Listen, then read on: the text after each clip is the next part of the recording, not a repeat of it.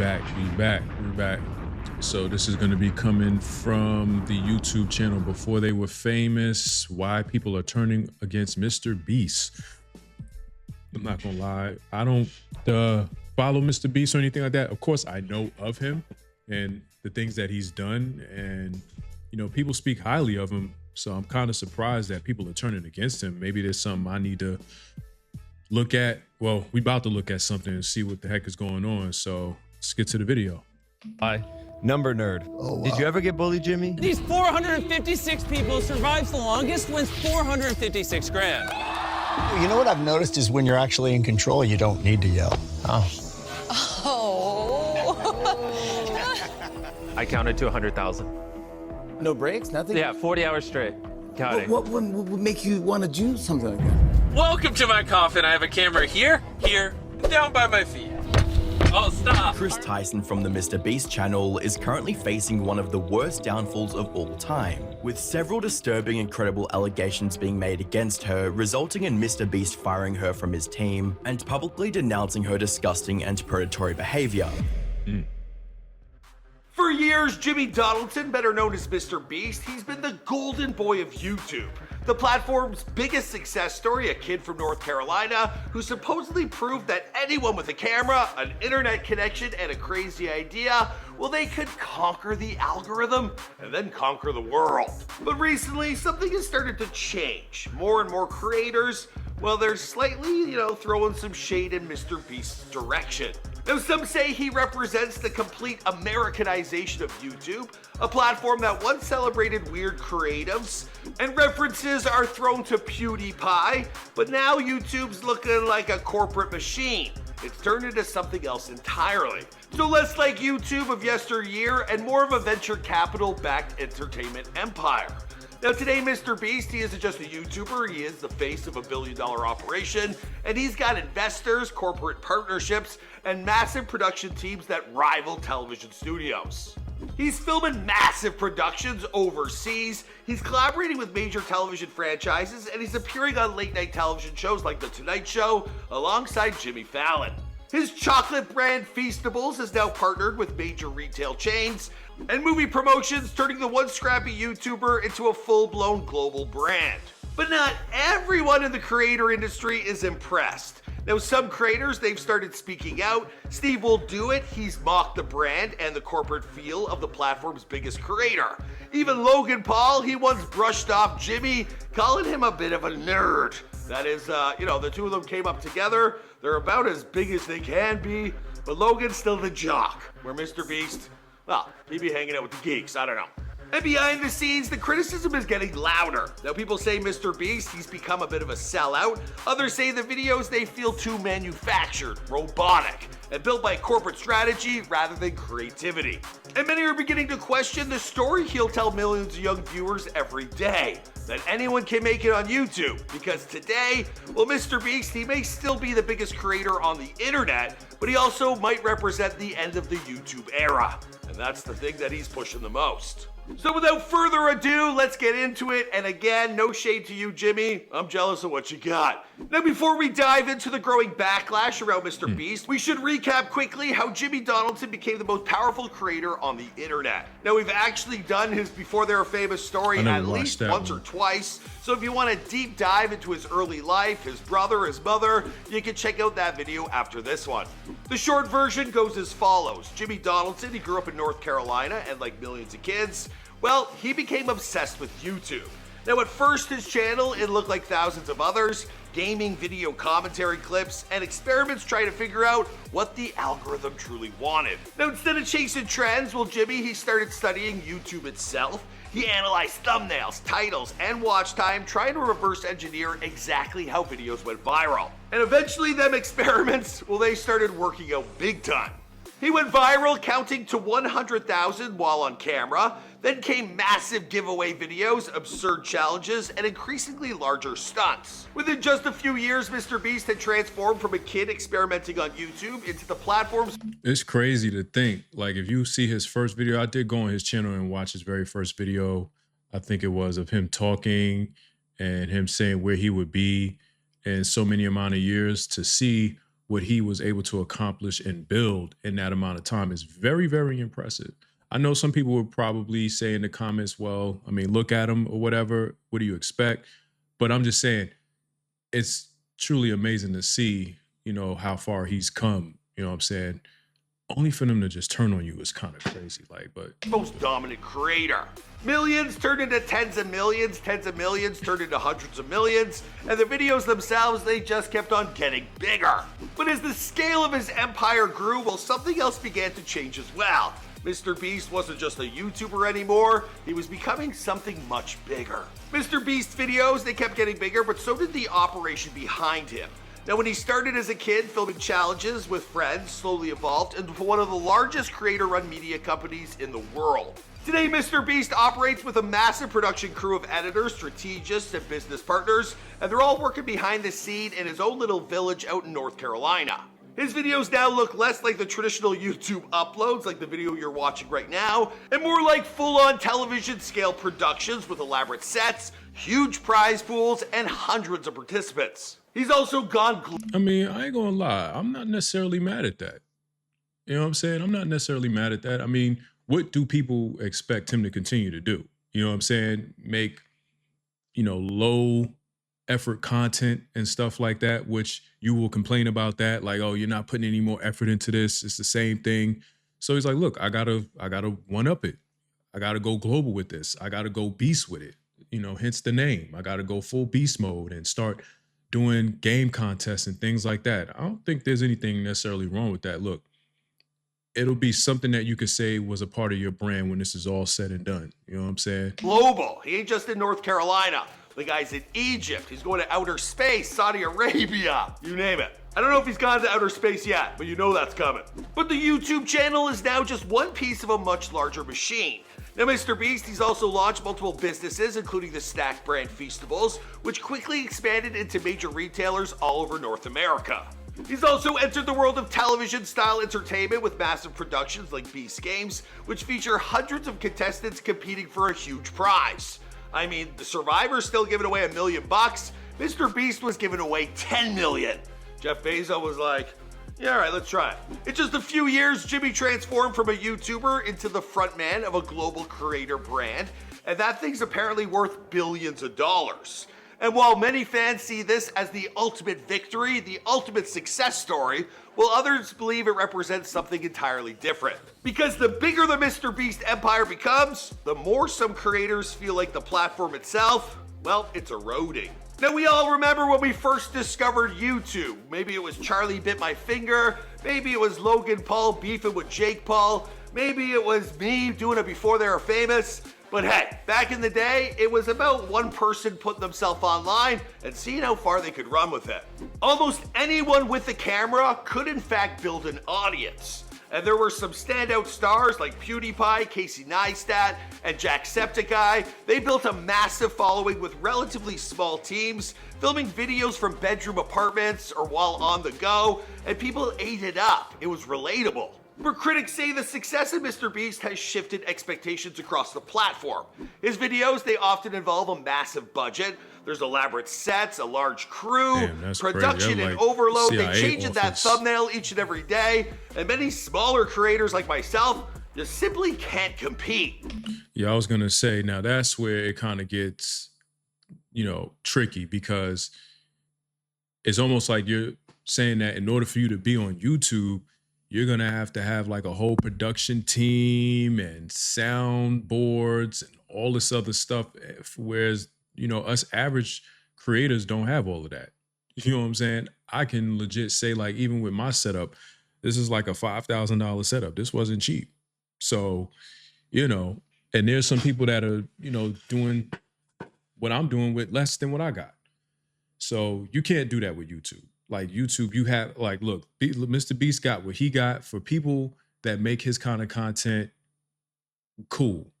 It's almost like if you think about YouTube as the TV Guide channel, where you see all the different channels that you can go to and pick from, and all the content's not going to be the same. You're going to have game shows, you're going to have crime, you're going to have sports, just different things. That's what makes YouTube great.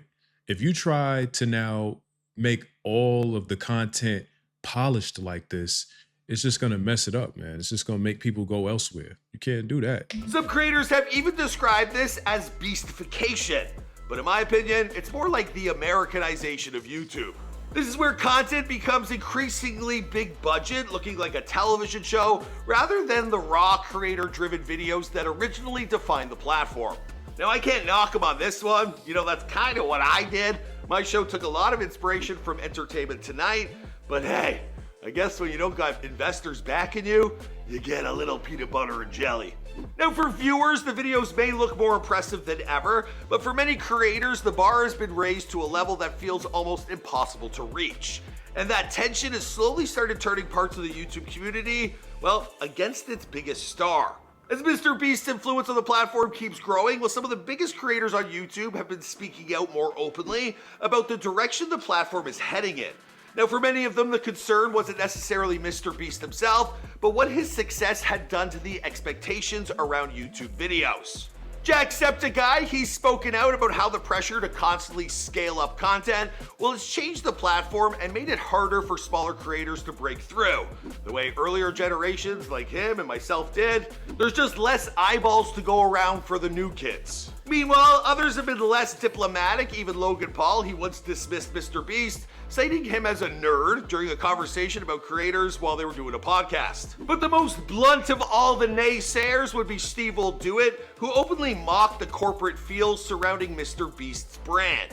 And for the first time in what feels like forever, well, a YouTuber who's at the top like PewDiePie, well, he's actually got people talking some shit.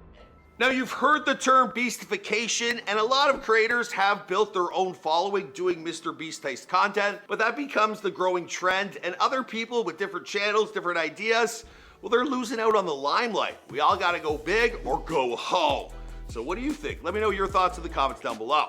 Now, as the Mr. Beast brand expanded into massive productions and global partnerships, well, the scrutiny surrounding it began growing as well. And one controversy that put the spotlight on the brand involved longtime collaborator Chris Tyson, whose personal situation became a massive online debate, and it brought unexpected attention to the inner circle of the Mr. Beast team. Now, at the same time, Mr. Beast, he was launching some of the largest productions ever attempted by a YouTube creator.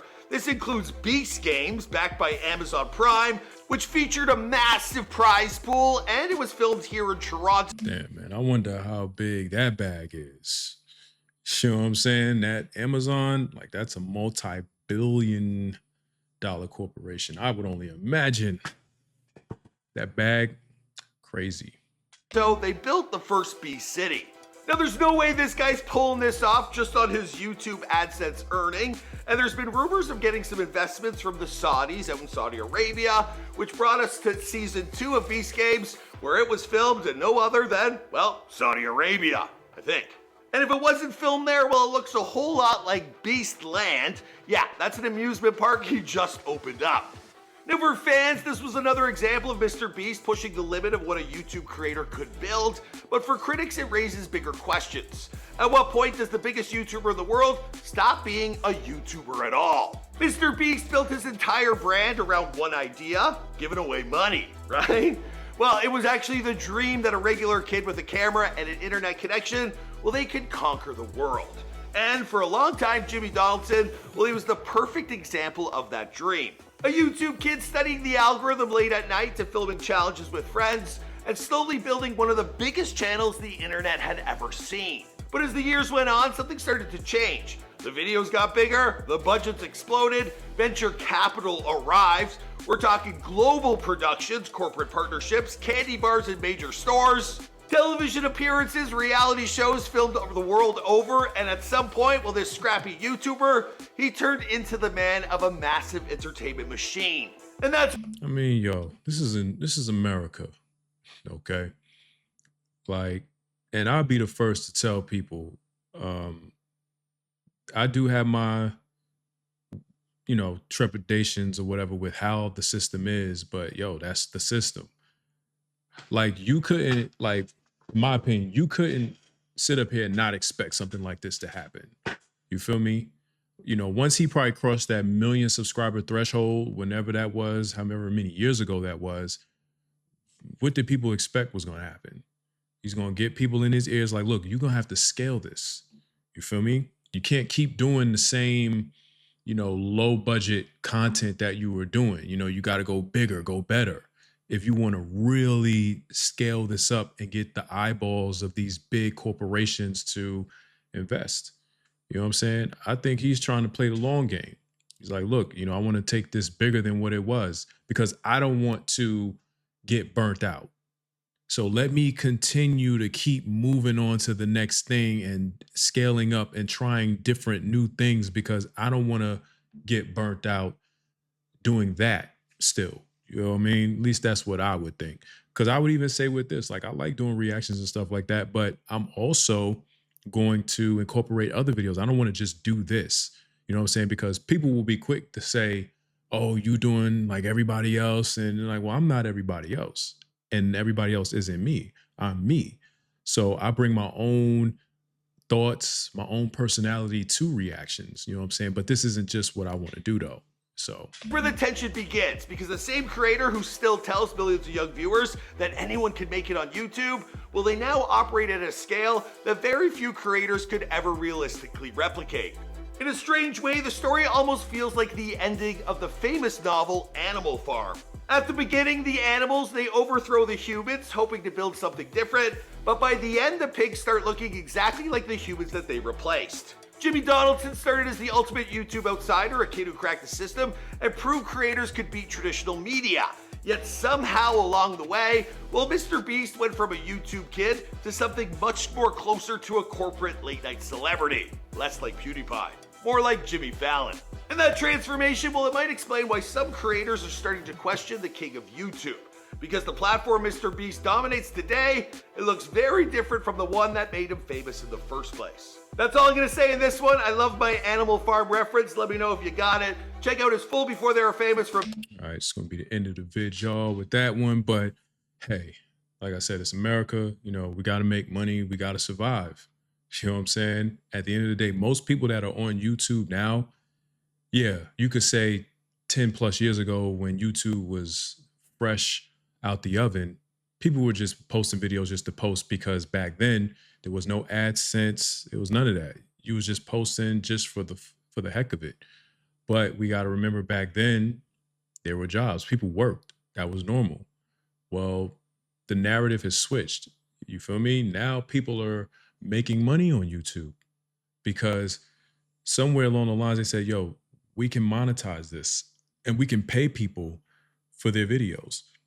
Now, I don't think that this here is a good idea to now make it where everybody trying to get in on YouTube has to now have this crazy production team and cameras and lights and all this stuff just to make a video. It shouldn't take all of that, for real, for real.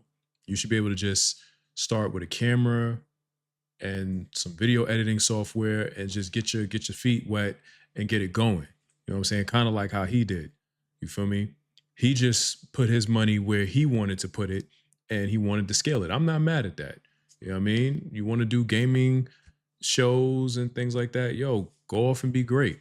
But everybody's YouTube journey should not model his because we're all different. If that's what Mr. Beast wanted to do, that's what he wanted to do.